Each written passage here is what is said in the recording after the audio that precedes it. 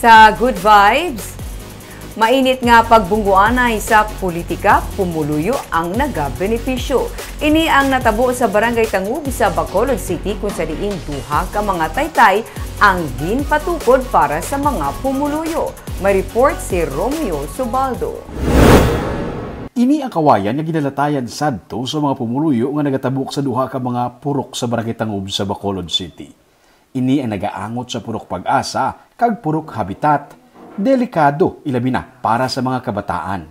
Oo, amo ni sa boss. Sa una nga lagyan, budlay ko na mo ni sir. Budlay gid ba siya? Nga aman. Ikaw uya mo di yung mga bata ba kurbaan maglatay. Ti ko magulan-ulan danlog. Danlog pa gid oo. Pero subong,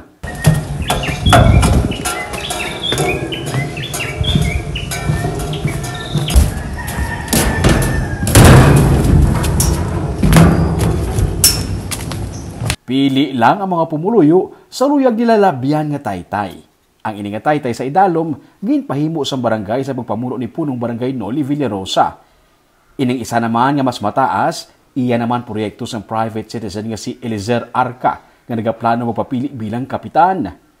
Himo na sa salsalon ang mga taytay. Ang tawag sang iban diri, mag-asawa nga taytay. Paano abi? Kay nagatuparay lang man.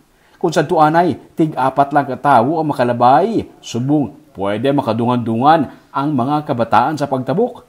Gani para sa mga residente, wala pa ang piniliay. Sila na ang nagdaog kay man, tawo ang nakabenepisyo.